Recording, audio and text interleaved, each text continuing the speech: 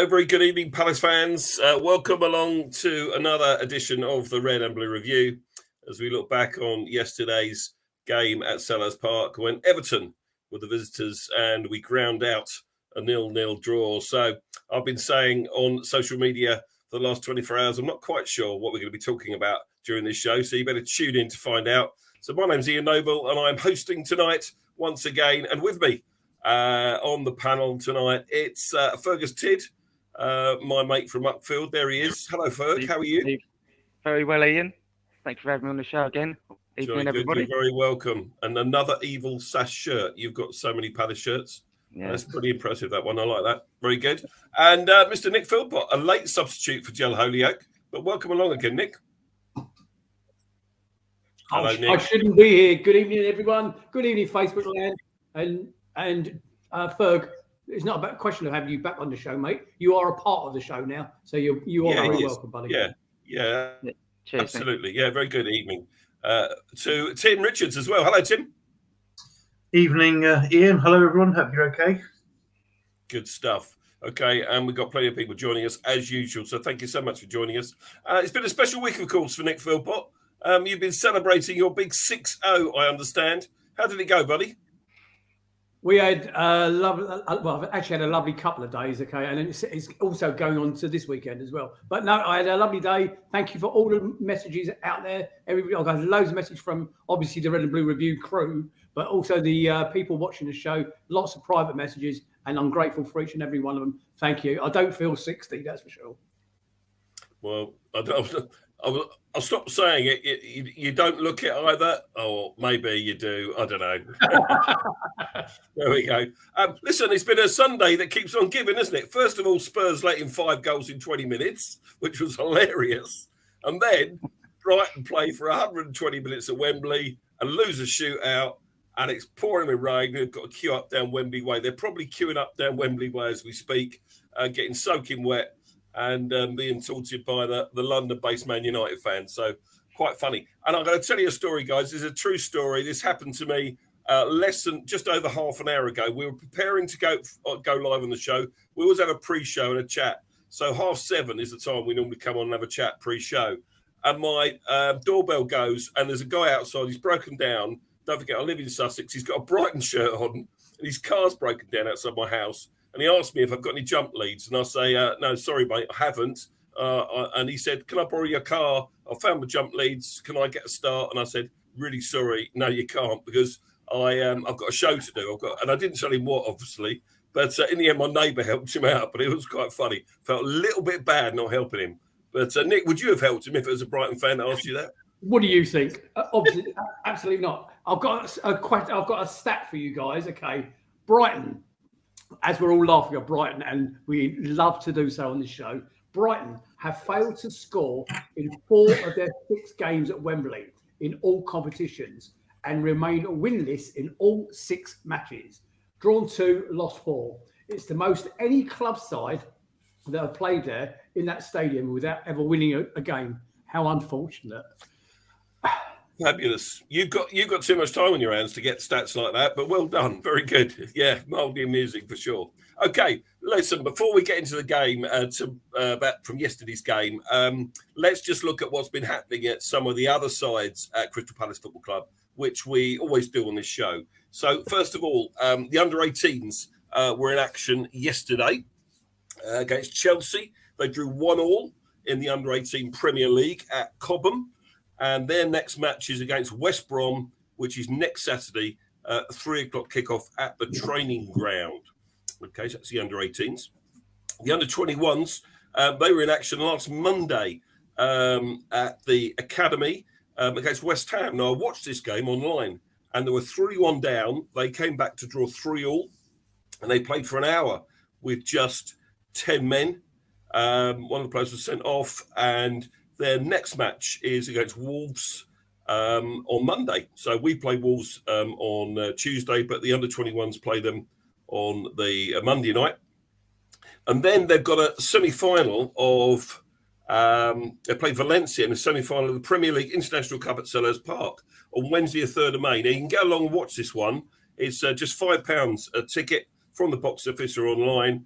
Wednesday, 3rd of May, in that semi-final against Valencia. Should be a good game of football, that one.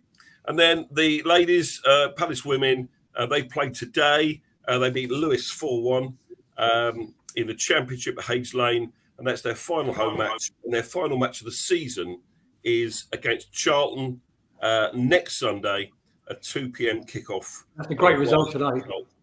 So, you know, it's been a reasonable week for the clubs. Draws all round, no defeats there at all, and opportunity to see some of those other teams in the future week coming up. So let's look at the game yesterday. After the 3 wins on the spin under Roy Hodgson, of course, the expectations were high going into the game yesterday at home to Everton. But we knew it was going to be a tough game. We knew that they'd come and defend for their lives as well as try and sneak something at the other end. If we can get the team up, please, Greg, that would be really good. So we can go through that. And there we are. There's the lineup. So Sam Johnston kept his place in goal, despite the fact that Vicente Guita was named on the bench, which was an interesting one. And I want to come back to that one later in the show. What would you have done? Would you have given Vicente the shirt back, or did Roy make the right decision in keeping Sam in goal? Back four, Ward captain, Addison, Gahey, Mitchell, Dekure, Schlupp, Eze, Elise, Edward and Ayew made up the team. And then on the bench, you've got Tompkins, Richards, Milivojevic, Sambi Lokonga, Riedeveld, MacArthur, Hughes and Mateta. So there's the lineup. Not too many surprises there, I don't think. Fergus, we travelled up together yesterday and we didn't watch the game together, but you're going to lead on this. Tell us what your thoughts were about the lineup, first of all. Pleased with it? Or yes. Yeah, good. Yeah, okay. I mean, he kept the same team that played last week, and they certainly played much better in the second half. But you don't change a winning team, and Guita's got to earn his place back, I think, in that team. So for me, Johnson first pick, but it's a luxury to have 2 top-class goalkeepers in the team now, and it also gives Guita more time to recover, I think, because I think he came back too early, was injured again. The game itself, I mean, I know you've kind of landed me with this, and there's not really too much content to talk about. Good luck with this. Yeah, it was a bit of a boring game, but before you start, let me interrupt. One thing I wanted to say, and I forgot to say during the lineup thing, Everton turned us around. They did. Yes, which I don't like, but it's interesting tactics. They must have won the toss, and they must think that must play with us a little bit because they know which way we like to attack in the first half and the second half. It doesn't happen very often, but they turn us around. No, but that's Sean Dice for you. Yeah, we picked it up in the stands as well. We mentioned that as soon as it happened. Very unusual. Yeah, I think they were doing all they could to rattle us, weren't they? So we went into the game. I mean, our record against Everton isn't great. I think we've won 1 in the last 16 league games. We obviously had the FA Cup win last season, but Everton's form, the last 5 games, they'd drawn 2, lost 3. They had no away win in 11. So the odds were stacked in our favour, and we were coming in on the back of 3 wins on the trot. So feeling really, really positive. Game kicked off. Everton had a couple of early chances. 4th minute, McNeil, he had a tame effort at goal, which Johnson saved easily. 7th minute, Awubi picked up the ball midfield, played the box into Calvert-Lewin. Again, his shot was an easy save for Johnson to make. And then in the 9th minute, we got a free kick out on the left-hand side.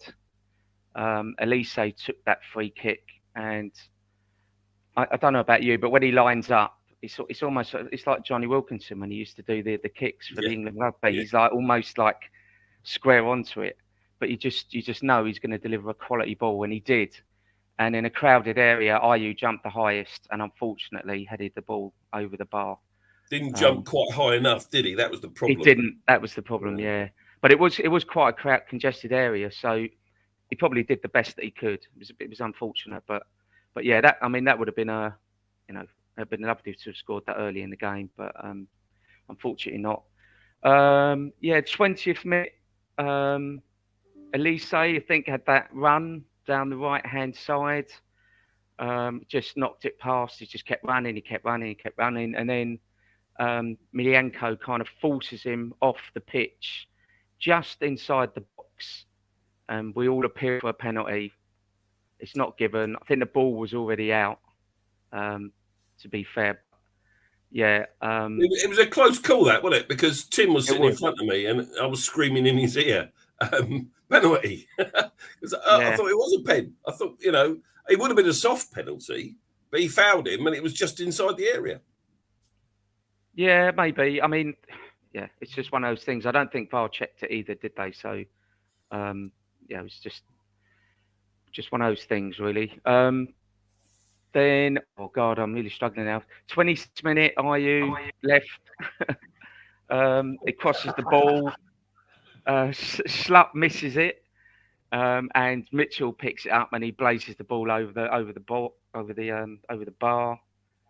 And then a minute later, Mitchell gets booked for foul on Garner. So that was the first yellow card of the game. And then 32nd minute, Iwobi had probably the best chance for Everton in the first half. Poor set piece from Everton, but the ball came back out to Iwobi, and he smashed it. Johnson's right. He just stretched out, strong save, pushed the ball out to the right.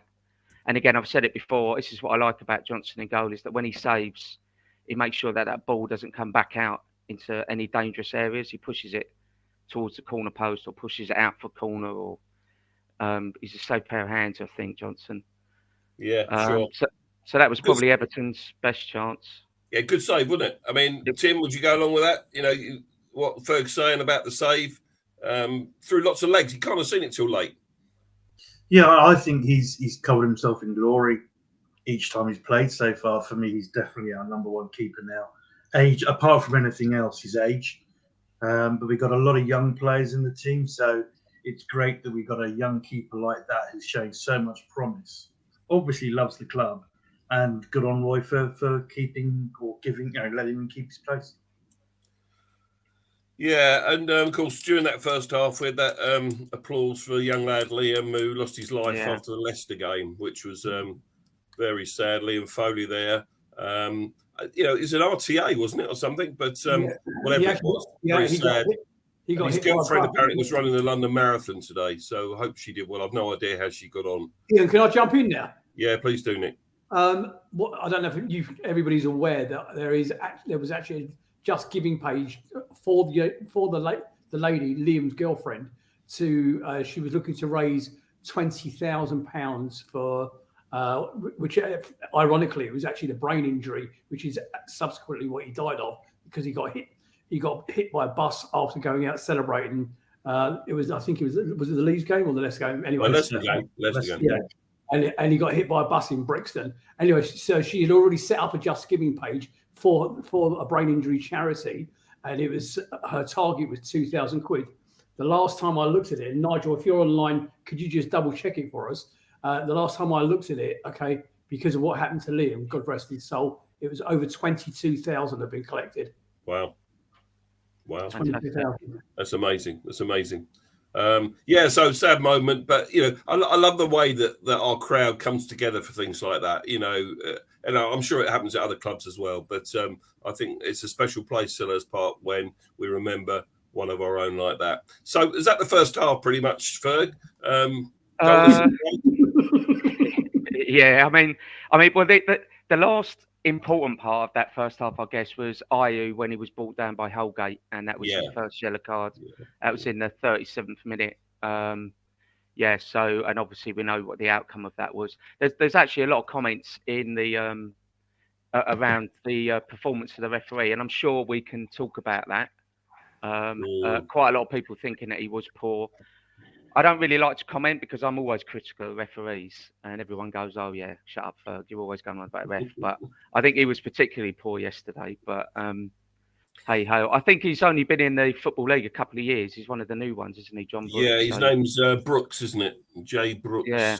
And Yeah. on VAR, it was Madley, according to this. Although someone said it was Darren England. Maybe they changed it or not. I don't know. But yeah, he seemed to let a lot go when it was against us, and then when we found one of their players, he couldn't wait to blow up. You know, whether he was the Everton shirt on under his refereeing top, I don't know. But you know, he just seemed to give them every 50-50. Everything seemed to go their way. Tim, what did you think? Yeah, I just furious with. I get so sick and tired of, you watch the TV or you listen to the radio, and all you ever hear about is we should respect referees, all this kind of stuff, which we should. But how about some respect for fans? I'm sick and tired of seeing refs that are so obviously incompetent, biased, but also linesmen. Most of the linesmen we get, I see no point in having a linesman because they'll never make decisions. They always wait for the ref. I mean, yesterday was a prime example right in front of us when Gray went down like he'd been poleaxed, where it was like 20 feet from us. He wasn't touched at all. The ref didn't give it until Gray started rolling around. All of a sudden, he gave a free kick. And a bit later on, I think it was Ayew, which does remind me to say, I think we should be honest with the listeners about Gel. He's not ill. He's actually gone to his local AA meeting, which is actually the Ayew Appreciation Society that is now joined a member of. But there was a time where Ayew, I mean, the defender was all over him, was grappling him, and nothing was given. And yet seconds later, another nothing tackle or two players come together and Everton get the free kick. It's every game we get that, and it's multiple times every game. But you never hear the media pick it up. You never hear anything said about it. I think it's about time refs were mic'd so we could actually hear when they book a player or when they're giving a decision, why they're giving it. Yeah, and if nothing else, interviews afterwards, the players and the managers are all interviewed. Why shouldn't the officials be interviewed and questioned about some of the more marginal decisions, say, during games? Yasmin makes an interesting point. The linesman was awful. He could clearly see what was going on and did nothing. Now, this is interesting because are the assistant referees allowed to intervene on that? Some do and some don't. Nick? I read that comment from Yaz as well. Yeah, I mean, and there was obviously two linesmen yesterday, but there wasn't. There was a lines person and a lines man. Now, her point is that the lines man was making stupid mistakes. I was actually, because she was on the pitch, wasn't on your side of the pitch, I was actually keeping an eye on her performance. She was sharp and extremely sharp and on point. I'm not too sure about the other guy. He was more your side. Yeah, you're coming in and out a little bit, Nick. I think we hear what you're saying, though, that the lines person on the far side, the lady that was running the line, was sharp and on point and made some good decisions, whereas the guy on our side was pretty useless. So yeah, we'll see. I think the problem with officials, Ian, is there's an unconscious bias towards these big teams. I think the referees probably, some of them might not even realise they're doing it, but it's always like, oh well, it's Everton, so it must be a foul. That just seems, and I think Palace fall foul of that more than most teams do. We always seem to have poor referees at Selhurst, especially when a big team or a supposed big team in Everton, are either struggling for relegation or fighting for maybe a European place. There's always that bias towards them. Yeah, because Everton, you'd still class Everton as a big club, wouldn't you? I don't know about a big team, but clearly they're at the wrong end of the Premier League table and at risk of being relegated for the first time in 70-odd years. So, for them, it's a big deal for any club, but it's a massive deal for them. They're a big club. They're a bigger club, infrastructure-wise and history, you could say, than Crystal Palace. Tim? Yeah, I mean, but it's not just that. It's the same with the financial stuff, isn't it? You've got City and Everton and Chelsea, if they're not careful, very much fallen foul and proven to have broken the law. Nothing's happened yet. You can bet your bottom dollar if that was us or Southampton or a team like Leicester, maybe, that would have been a lot more in the press. It would have been a lot more, and we already would have lost points by now. So it's not even. I don't think it's unconscious bias, Ferg. It's almost on the verge of definite bias. Okay, Nick. Yeah, Chloe Johnson in the chat just made a very poignant point. She said, I don't know if any of you've seen a video that's circulating on Twitter, but it's from the French league and the refs are mic'd up. Very interesting, although they wouldn't allow it over here. Now, obviously, they are mic'd up to each other. All the officials are mic'd up to each other. But I presume what Chloe's saying there is that they're mic'd up and they can be heard, whether it's in the stadium or whatever. What do you boys think on that? Tim, you got your hands up. What do you think on? It's actually, because we had that down in New Zealand in the rugby, where for the first 5 or 6 years that we were there, refs weren't mic'd up, and it's never quite as loud as at a football game. But a lot of times decisions were made, and people were like, "What's going on?" But then they made a decision where all the refs get mic'd, so you hear whenever they talk to the video ref or anything like that to a player, you hear exactly what's going on, why the decision's made. It speeds the game up. Everyone knows. You may not necessarily agree, but at least you know what's going on, and the refs can't hide them. It's out why they made the decision, and it certainly helped the game. Okay. All right. Let's. It's interesting the way this conversation's gone because we haven't planned necessarily to do this, but it's good to chat these things through. Referee wasn't the best yesterday. Linesman on our side of the main stand wasn't really good. We thought the lines person, the lines lady, call it what you like, on the other side had a better game maybe. Let's look at the second half then, Ferg. Bring us one or two highlights from the second half, my friend. Okay, second half, 57th minute. The Eze goal that was not a goal. Eze makes a great run. Yeah, you can see there, just down the middle. And Mark Gee, passes the ball through, and it's a delightful little lob over Pickford and into the goal. And then very, very quickly, the linesman's flag goes up. I'm in the upper tier Homesdale, and from where I was sitting, it looked tight, but it was given so quickly. I just thought, he must have been miles offside. But looking at that picture there, I mean, it was actually a lot tighter than I gave him credit for. So yeah, unfortunate, but yeah, that's probably our biggest highlight of this second half. So this didn't even make match of the day highlights. No, it didn't. No. For the second week running, we've scored an offside goal. Elise at Southampton in the first half, and now Eze at home to Everton. And in both highlights, match of the day decided not to show those particular highlights, which I find bizarre, absolutely bizarre, crazy. Nick, on that picture again, am I muted? No, you're right. Yeah, you're right. You're on. Look at that picture again. If you remember the conversation we had last week, I had a bit of a gripe about Elise not looking along the line, and he should never have been offside. Okay, you can see on that picture there, the left back has actually stepped up, and rightly so. The left-sided centre half has stepped up, and rightly so. But he can see along the line. Why is he straying offside from that Geehee ball? He's a professional footballer, okay. And the one thing I'll be honest with you, from the stands, we thought that was, as Ferg rightly said, we thought he was miles offside. Everybody had stopped, and the ball was in the back of the net. But he shouldn't have gone early as he did, okay. And Ferg, you mentioned the upper tier of the Homesdale. Can I make a quick observation, not related to that the scarf thing was quite well sorted again yesterday, and I thought it was really good to see. Except for I've seen some pictures of the upper tier. Were they all asleep? Were the upper tier asleep? I saw about 2 scarves go up. Come on, guys, get involved. Anyway, come back to the offside. I'll come to you in a minute, Tim. Come back to the offside. David Campion says he is miles offside in that pick. Yes, David, he is. Most of us in the ground thought he was miles offside. He was, he's a yard or so offside, but in today's terms, he is a mile offside in as much as it wasn't one of these, kneecaps or toenails, was it? It really was clear daylight. But I still don't get why bloody match of the day don't show it. But there we are.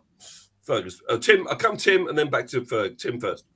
Yeah, just one point I want to make looking at that photo, and it's having my glass half full Ian Noble head on. you look at the progress we've made under Roy. How many times under Vieira when we were playing would you have had a photo like that where you had 4 Palace players pushing up front, looking to be positive?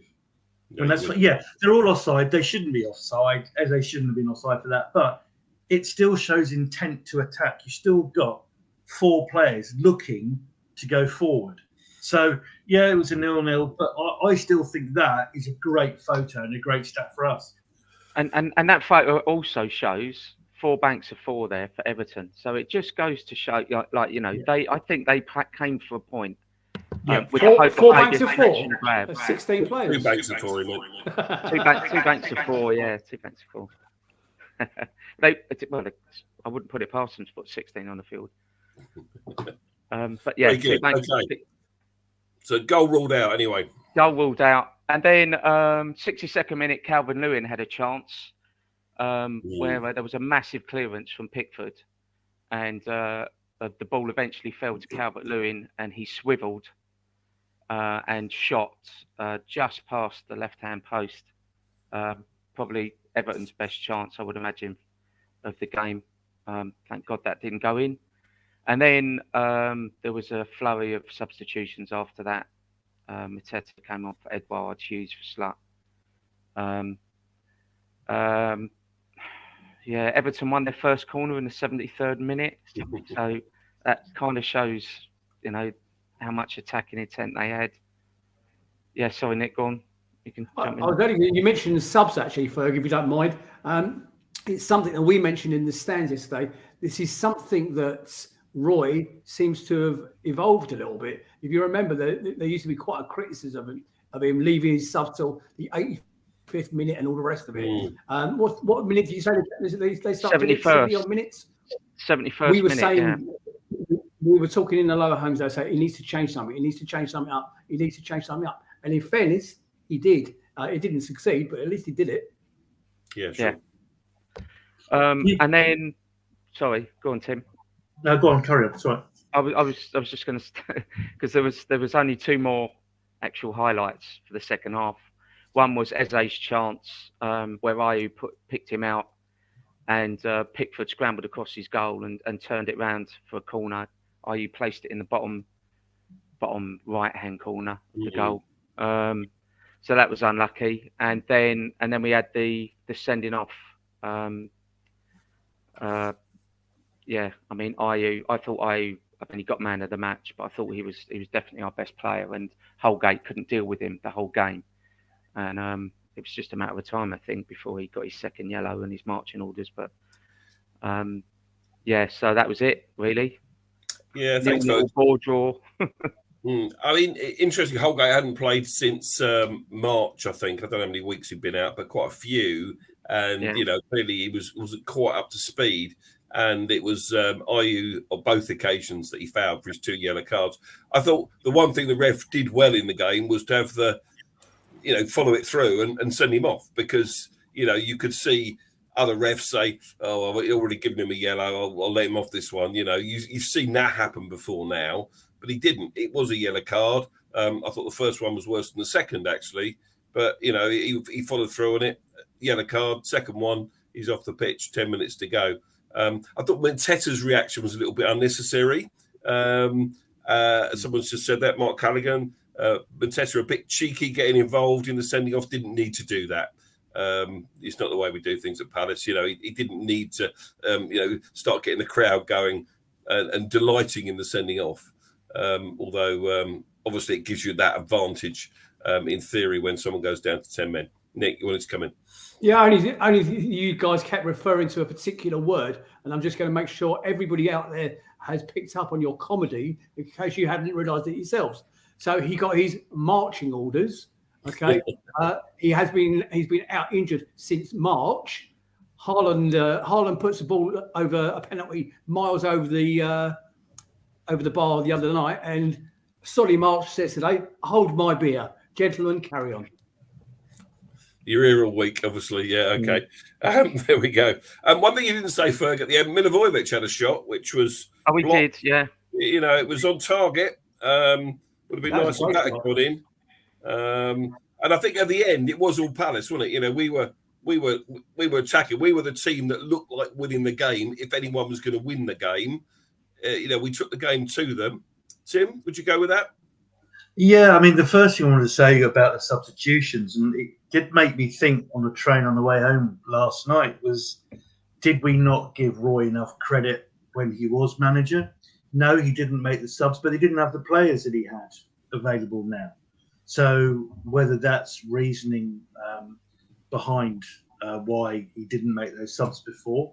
Getting back to yesterday's game, look, at the end of the day, you're playing against the Sean Dyche Everton, who are playing for their life.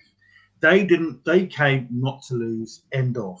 And they got some good players, and they made it very difficult. So I don't think we should read too much into it at all. They're still in the relegation zone. Come on. But still, look, if you turn around after the Arsenal game and said, all right, you've lost to Arsenal, you're going to get 10 points from the next 12. You're going to break Premier League records for the number of shots on target over a couple of weeks, not just 1 week. We bite the hand off. Yes, it would have been good to win yesterday, but I was a bit surprised looking on some of the social media comments, not vitriol, but the dissatisfaction and the unhappiness. And I think, yeah, it would have been good to win, and it wasn't the best, most exciting game, but it's a young team mostly. They're still players learning their trade. They're still playing a damn sight better than they were. And I think sometimes people just need to just kind of rein it in a bit and just take more of a holistic, more of an overall view, not just that one set of 90 minutes where we didn't win a game. 2 clean sheets, again, in the last 2 games. Yep. I think you've got to be a bit realistic with it, really. Absolutely, Tim. Well said. I think, we've got to look at the positives, and, you're quite right. If someone had said to any of us after the Arsenal game, the next 4 games will give you 10 points, or there's 12 on offer, we'll give you 10 points, every one of us would have bitten their hand off for that. There's no question about it whatsoever. Mark Callaghan, I worked with an Everton fan. He was clucking about facing Palace.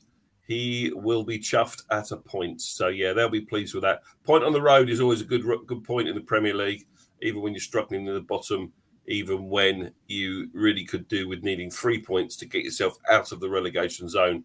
And, they had 1 or 2 other results go their way yesterday, Everton. Forest losing, Leeds losing. We're going to come to the relegation a little bit later on as to who we think will go down. So the game finished 0-0. Have we got we've got the stats there, Greg? Have we got the match stats to throw up? Not that one. That's it. That's what I'm looking for. So we had the majority of possession, 57%, 12 shots to their 10, but only 2 on target. They have 5 on target. 8 corners. They just had a single corner, and fouls were pretty even. Tim, you talked about the number of shots we've had since Roy took over. That's now in 4 games. It's 69 shots, 20 of them on target. So only 2 yesterday. In the last 4 games, 20 shots on target, which is a real step up compared to where we were under Patrick Vieira. I don't think we would have done any better under Vieira in that game yesterday. This kind of game we could have easily lost. We'll never know, of course. So 37 points. Roy interviewed afterwards, are you safe yet, Roy? No, not at all. I've come to do a job. My only job is to keep Crystal Palace in the Premier League this season. We're not safe. We're not going to take our foot off the pedal. We're going to keep going. And that's what you want to hear. And, we expect the team to do everything they can to win the points up at Wolves on Tuesday night as well. So, where are we going next in this show? I said earlier, we'll talk about Vicente versus Sam Johnson. In the chat earlier, you guys were sort of very much leaning towards the fact that Roy made the right decision yesterday, keeping Sam in goal. And let's hear what you think in the chat. Nick, your view on this from yesterday's goalkeeping decision on selection. The guy, Sam has done absolutely nothing wrong in any of the appearances so far. And in theory, and I do have a but coming, he should keep his place. A, gives Guaita a bit more healing time, but B, it'd be really unfair on the kid to drop him when he's done absolutely nothing wrong. That being said, my other concern will be he makes one howler. Okay, if he makes one howler, what effect will it have on his confidence? My opinion is keep the same team with one exception that we'll come on to later. Yeah, and I was pleased that he did get selected ahead of Guaita yesterday, and we don't know whether Guaita's fully fit or whether he's 95%. And if we didn't have another first class goalkeeper, a senior professional, then maybe he would have played yesterday. Who knows? The other one I want us to talk about is of course Wilfried Zaha. So we've won these 10 points largely without Wilf. Yes, he started against Leicester. Went off injured. He was missing for the 2 victories on the road, and he was missing again yesterday. Let's say Wilf gets fit, not for Tuesday, probably too early, but let's say he's fit to face West Ham next Saturday. Does he walk straight back in the side? Fergus, first of all. No, not for me. Okay. I think impact substitute. Yeah, I'd keep the team that we've got. It's a fairly strong team. It's got us 10 points in the last 4 games. And like I said last week, we get to the 60th, 65th minute, and it's 0-0 at Wolves, and Zaha comes on the pitch. I think he could cause havoc, especially with those defenders trying to keep up with him after running around for 65 minutes. Okay. If we've got a 100% fit Wilfried Zaha, then he could cause some damage. I would keep the team as it is and bring him on. I'm not quite sure about the future. And if he comes on and scores a couple of goals, then you have to put him in the first team somewhere, aren't you? Probably at the expense of Ayew, I would imagine. Interesting. Or Edouard. Someone said in the chat there, playing down the middle instead of Edouard. Who knows? Tim, what do you think? Would you select Wilfried Zaha when he's fit again? Just on the keeper, before we do that, the other point to think about is Guaita's 36 years old. How many more seasons at the top flight has he got? As far as I'm concerned, Sam Johnson's our number 1 keeper now. Guaita should still keep it, in the team, in the squad. But yeah, for me, it's definitely Sam Johnson. For Wilf, who would you take out exactly? I mean, you are looking at Edouard. I like Edouard, but I haven't seen enough from him or Mateta to say that either of them are really Premier League standard strikers, certainly starters. So if anything, I'd keep Ayew in the team and maybe give Wilf a go up front on his own, because unfortunately I just don't think Edouard and Mateta are cutting mustard. Colin Squires says Wilf is not a central striker though, which he isn't. He's a winger. He's not, but then how many goals has he scored versus our main strikers? He's not a main striker, but he's scored more goals than them. So just because you're not a up and run striker, if you're still scoring goals, give them a go. It's play the best players. There's not a lot of love for Edouard in this chat at the moment. My cat brings more to the side than Edouard. So we'll see about that. Nick, what do you think? For those of you out there that are saying let him go to Arsenal, he's past it, his legs are done, he's not fit, blah, blah, blah. I'm about to be very controversial here. Give your head a wobble. This is a guy that has given us all those years. He's won us 1 million matches. He can turn on a sixpence. He is the best player that has ever worn a red and blue shirt. And you're saying, leave him on the bench, impact sub. Let him go to Arsenal. Folks, accept the fact that Wilfried Zaha will be off in what is only a few weeks' time. We need to have our best ever player and enjoy every single second that we've got left with him in a red and blue shirt on the pitch. Yeah, I'm inclined to agree with you. It's difficult, though. I think it's about his fitness. If he is really fit and ready to play, then I think he should be selected. And I would say probably instead of Edouard, that's where I'll play him, because I wouldn't drop Ayew, cannot drop Ayew after his last few performances. I'm not going to drop Eze or Elise. There was a guy, and I can't remember where I heard this, but I did listen to it online. It was on social somewhere, where I think it might have even been your favourite radio station, Tim, on Talk Sport. And the guy said, with Wilf and Eze and Elise, there's too much sweetness in the Crystal Palace side. Too much sweetness. Chris Sturck in the comments has put Wilf on the left, and Ayew central. He scored 9 goals in 19. Yeah, 1920 season. So that's a really good shout. Possibly. You know, and you know that the chance you spoke about, I think the 7th minute or something like that yesterday in the first half, when Elise puts the ball on a sixpence, it's on his head, and he just doesn't jump high enough. If he's an inch or two taller, he gets above it and heads it down rather than heads it over the bar. But to be fair, Edouard should have been there, not Ayew. Yeah, so. Maybe. All right. Yeah. Okay. So, you know, it is going to split opinion, which is why we're talking about it, because it's interesting. You know, it's not all everyone's got the same opinion. Wilfried Zaha, I don't think anyone would question. He's a legend. Is you know, our talisman, is our go-to player. He's the guy that we all absolutely love to bits. But some are saying now, when he's fit, he doesn't walk straight back in. He has to bide his time, has to be on the bench or play out of position or something to accommodate him going forward. Okay. We talked last week about the loan watch, and we'll do that again. Just a quick roundup of the players that Crystal Palace have got out on loan. Jez Ragsaki, he played for Charlton the full match. They lost 3-2 at home to Morecambe. How the mighty have fallen. No, not even mighty. Imagine losing at home to Morecambe. I mean, Morecambe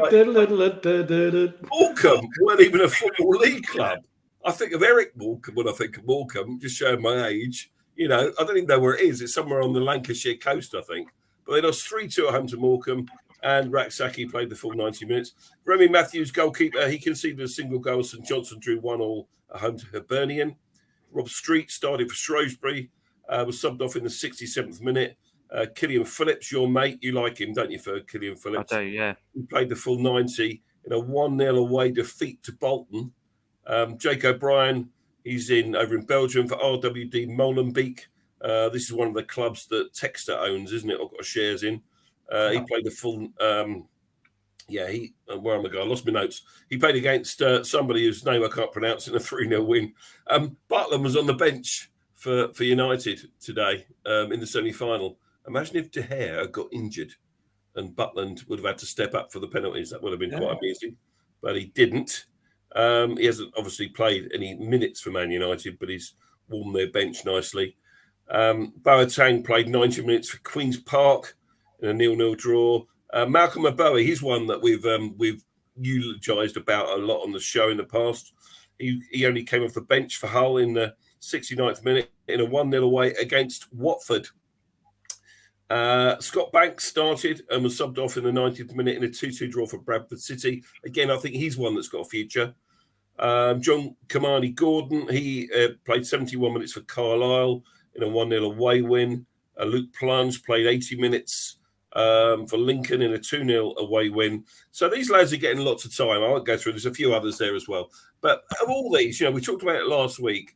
Which ones are going to make our squad next season? So we've got Raksaki, we've got Phillips maybe, we've got Scott Banks, Abowie, Luke Plonge. They've all got a chance maybe, and it'll be really good to get them back into the club in the summer and see how well they do and how well they fit in, and whether they've got any chance at all of playing any minutes of Premier League football next season. Ian, can I just jump in there about Jez? I think it's worth noting that Jez Raksaki, and congratulations to him, he got nominated, although sadly he didn't win, for the Player of the Year in Division 1. So massive congratulations to him. And let's answer your question. He's one for the future. And I think a bit of realism that we need, whatever it is, 6 or 7 players in this close window.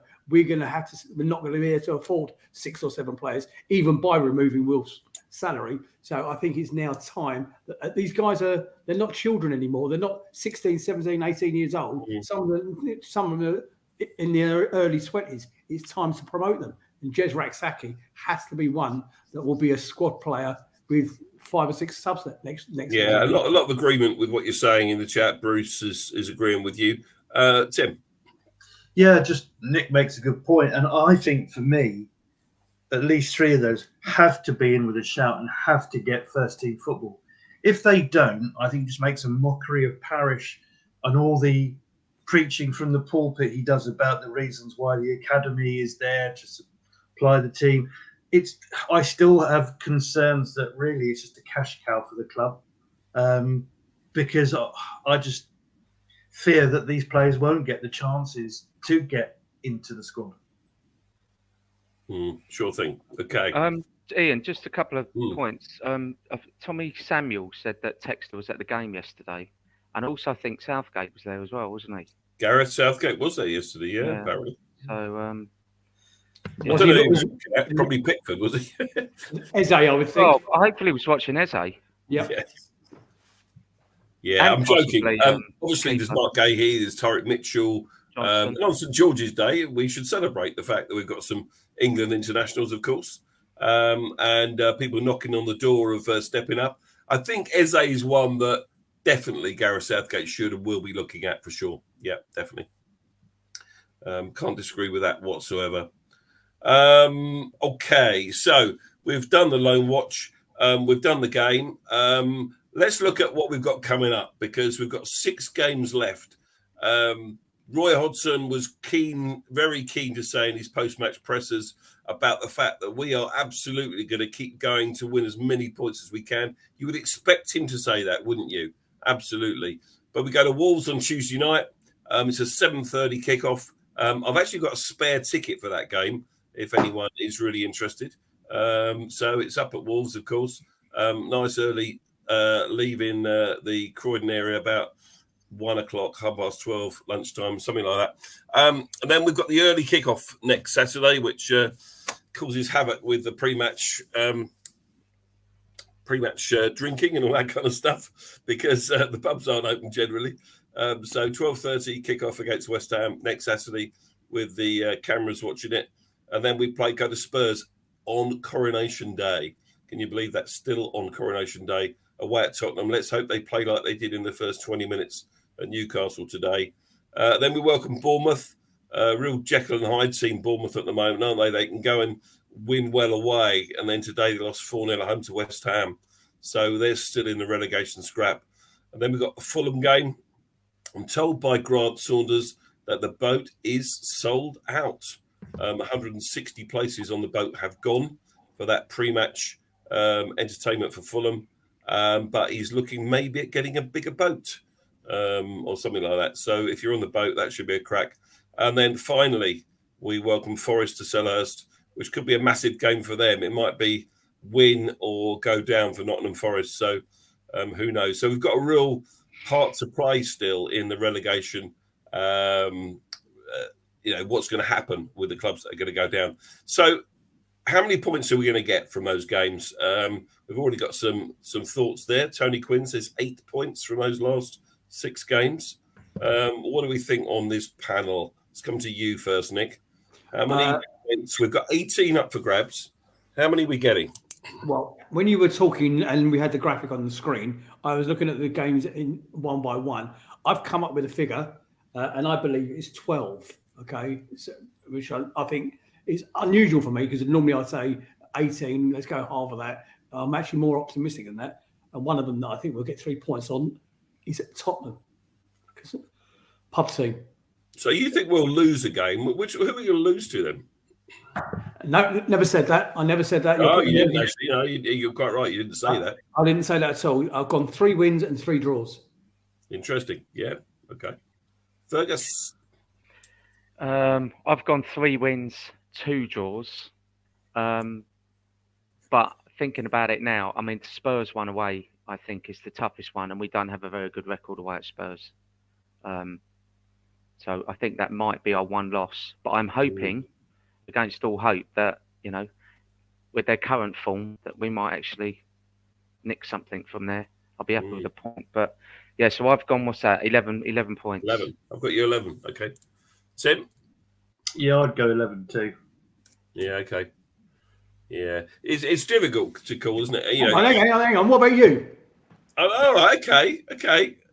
I will say 12 points. I'll go with you. I'd love to. It would be marvellous, wouldn't it? Be absolutely marvellous if Roy Hodgson's tenure as this sort of caretaker boss, he went undefeated. It would just be brilliant. Outstanding. And with the football that we're playing, and the attitude that we're showing, and everything about the performance, there is no reason why we can't get something from every one of those 6 games. I agree. There's no reason whatsoever. Chelsea are in our sights. Won't we be upset then, Ian, that we'll have just missed out on Europe? No, I don't think so, because I think Europe is a poison chalice. I was talking to a Brighton fan this morning, and I was saying, look, I think you got a reasonable chance today, and he was saying, yeah, I think we got a reasonable chance. And I said, even if you don't win, you haven't got to worry looking over your shoulder. You're okay in the league. You're probably going to qualify for Europe anyway. But do you really want to play on a Thursday and Sunday, Thursday, Sunday, Thursday, Sunday? And of course, I don't think their squad, and it's probably a bit like ours, isn't strong enough for that kind of regime of football at the moment. And on top of that, you're right to make that point. On top of that, they will lose some of their big hitters this summer. Make no mistake. I mean, there'll be clubs. I mean, let's be honest. I hate to say it. They've got a good squad at the moment. Not a deep squad, as you rightly point out, but some quality players within that squad. Indeed, absolutely. They've got some great players. You've got to admire them. I don't get one who says, I'm probably going to get lots of hate in the chat here. You've got to admire what they've done today. They went toe to toe with Man United for 120 minutes. I thought it was mildly amusing. They lost, of course I did. But they put in a good account of themselves and were a little bit unlucky in some ways. So they'll play out the rest of this season. I think they'll qualify for Europe. But then next season, I think they'll struggle because playing Thursday, playing Sunday, playing Thursday, and losing 2 or 3 of their better players, because I think some of them will. I don't want to turn this into a Brighton podcast for crying out loud, but it is relevant to us because we are rivals and we always will be rivals. And someone said, "Yeah, was I talking to a Brighton fan?" Yes, I was talking to a Brighton fan. I live in Sussex. I'm surrounded by them. I kid you have not. them in a headlock. I'm surrounded by them. The other thing is, in all seriousness, I've actually got some very good friends that are Brighton fans, and they're proper Brighton fans as well. They're not some of these plastics that support 2 teams. They do support Brighton, and they live down here, so I can't argue with that too much. I was going to say, and if they qualify for Europe, they might keep hold of some of those players that we're expecting to leave in the summer because you never know. They've achieved European football. But you've only got to look at West Ham at the moment, the way they're struggling. West Ham, with the players they've got, should not be where they are in this Premier League. I think that European campaign has taken its toll on them. We've got some interesting thoughts in the chat here. Mark Callaghan said, Ward-Prowse to Palace next season, Nick. He's asking that of you, Nick Philpott. He's trying to send out a hook, see if I'll bite on it, because he knows exactly what I think about that horrible little ginger twat. But you're saying no to that, of course. But I'm saying I'm not actually. Whilst I can't stand him playing for Southampton, and I've always maintained this. Would we have him in our team? Yes, of course we would. Okay, interesting. You should say that because not everyone shares that view. Not everyone shares that view. Fergus, do you share that view? I wouldn't have him. I don't think he's the right fit for Palace. He's very good at set pieces, but no, I wouldn't have him in the team. He is the best at set pieces, but is he that much better than an Eze or an Elise once they step up a bit and improve a little bit more? They're both really good at it as well, aren't they? So I don't think we need him, to be honest with you. Which begs the question, and it's always the same with the teams that are going to get relegated. Their best players will leave. It's happened to us before now. When we've been relegated, those players up and off. So let's finish this show in about 5 minutes or so. But who's going to get relegated? And the supplementary question to that is, out of those 3 teams that are going down, which of their players would you like to see Palace go in for? So I'm going to start with you, Nick, because I know you've got the Carl predictor, so you can refer to that if you want to cheat. No, I won't refer to it, but there's only one team out of them. I think the bottom 2 are sorted anyway. Okay, in my opinion, the bottom 2 will go as they are. It's one of 2 left to go, and in my opinion, it's either Everton or Leeds. And everybody knows my thoughts on anything that comes out of Merseyside. So we know which one I'm going to go with. I want Everton to go. I'd love Everton to go. Would I take anybody out of the Everton team? Probably not. If I'm brutally honest with you, I mean Calvert-Lewin. Okay, I'll come back to that supplementary part in a minute. Let's get the others as well. So you're saying Everton, Forest, and Southampton. What about you, Ferg? Southampton, Forest, and then one of Everton or Leeds. But I'm hoping it's Everton. Everton, hopefully. You're going the same as Nick, are you? Everton, okay. Southampton, Forest, Everton, yeah. Yeah, okay. And Tim? Southampton, Leeds, Everton. Southampton, Leeds. Really? Everton. So you think Forest will get out of it? I think they will. Have you seen their running? But have you seen other teams running? I mean, at least, you know, Forest were unlucky to lose 3-2 in the end to Liverpool yesterday. So I just think they'll get out. I mean, I think Everton's on borrowed time. Leeds are just woeful at the moment, and they're just nothing there. So yeah, I'm going to go with something a bit different, and that's what I think. I love your optimism because I'd love two big clubs like Leeds and Everton to go, but I can't see it myself. But yeah, I think I agree with you guys that it's going to be Forest and Saints, and I would go with Leeds. Correct. I think Leicester will get out of it. I think Everton will get out of it. I think Sean Dyche, he'll find a way. But yeah, Forest a bit unlucky on what I saw on the highlights yesterday. Hit the bar at the end when it was 3-2, you know, and you know, interesting. Bournemouth's not been mentioned by anyone, and they lost 4-0 today. Yeah, interesting. Yeah, you're right. Bournemouth, you know, and they've still got to play us. Yeah, I mean, Bournemouth seem to have clawed their way out of it, didn't they? Until today, you know, and I haven't seen any of the game, but they looks like they were pretty poor today to lose 4-0 at home to West Ham. But yeah. Here we go, Nick. I've got a question for you, Nick. Would you be okay with us losing against Forest if it meant Everton got relegated? I can never say. I don't think you can. I want Palace to win every game they play, and you know, I'm not into any kind of match fixing, which is interesting because it's happening in the Championship at the moment, isn't it? Have you seen that Burnley are being investigated for fielding a weakened side against QPR and a couple of other games as well? Since they were guaranteed their promotion, they've lost 3 on the spin. Which maybe just because they've been out celebrating too much, who knows? But there we go. Nigel's put loads of stuff in there. It's far too much to read. Sorry, Nigel. Ian, you mentioned players that we would take. Yeah. So let's talk about that now. So who would you take, Ferg? So Southampton, Walker-Peters, possibly. And they've got a young midfielder called Lavio, who looks pretty decent. Is he the lad that scored the goal and assisted, then got taken off at half time? What, against us? No, against Arsenal on Friday night. I don't know. I think so. Yeah, it could have been. Yeah. Okay, so he looks decent. Okay, who else? Forest, Nico Williams, possibly. I'm thinking like left, right. We need some. Yeah, he's a right back, isn't he? Yeah, left backs and right backs. Turn. I call him Tchaikovsky, but Tarkovsky or whatever his name is, defender. He's probably their best player. Calvert-Lewin, I just think, is made of glass. He's too much of a liability. You know, you'd be paying him a fortune and he'd be always injured. And Leeds, I'm struggling a little bit, but Harrison possibly from Leeds. There's no one that stands out really, is there? You know, that you think, oh, you know, like look at them. What about you, Nick? Who would you go for? Seriously, probably James Ward-Prowse is the only one. That Lavio guy you mentioned, I think he's a great prospect, and I think he's pretty good. But I think the biggest issue there is on all of them. Okay, everybody that's been mentioned so far is the budget.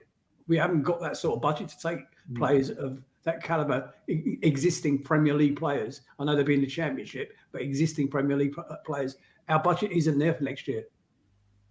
Yeah, a lot of love for Johnson of Nottingham Forest in the chat. Yeah, he didn't start yesterday against Liverpool. He was on the bench. He came off the bench, but he didn't start. Interesting one. Okay. And Tim, finally to you, anyone that you like the look of? To be honest, not really. I mean, they're all teams who are going to get relegated. There's none.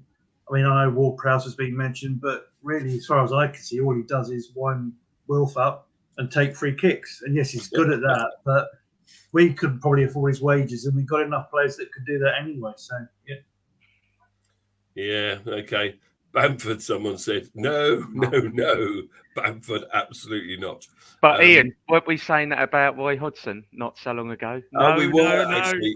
Yeah, I mean, I quite hold my hands up. I said, I can't believe we're taking Hodgson back. But, what do I know? I know nothing, of course.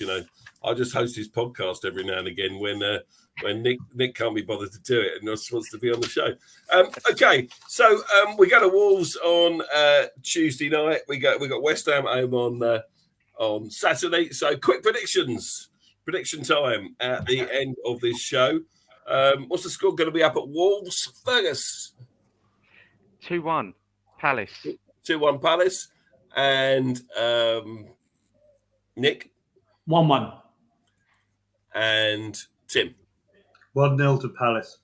1-0. I'm going 2-0 Palace. All right. So, and West Ham at home? Same order. Tim, Ferg? I'm going to go draw West Ham. I think it's going to be one of our draws, yeah. Score? 1-0. 1-0. I'm going 2-1. 2-1 Palace. Yeah. 1-0. Either side, either way. Don't know who to. You can't say that. That's rubbish. You're no right. Good. 1-0 West Ham. There you go. 1-0 West Ham and loss. Okay. Well, I'm going for a 3-1 win. I'm hugely optimistic now. Wow. We've got to win these games, and why not? So it's a busy week coming up. Really excited about this week. Travelling up to Wolverhampton on Tuesday. And then we've got the early kickoff against West Ham. And then we'll be back on Sunday next week for another show. Nick, are you hosting next Sunday? I believe I am. Brilliant. Okay, that's good. I think I might be on as well. I'm not sure yet, but there will be 4 of us here talking all things Crystal Palace. So thank you so much for joining us tonight. So from me, Ian Noble, Fergus, Nick, and Tim, very good night to you. Thanks for joining us. Bye, everyone.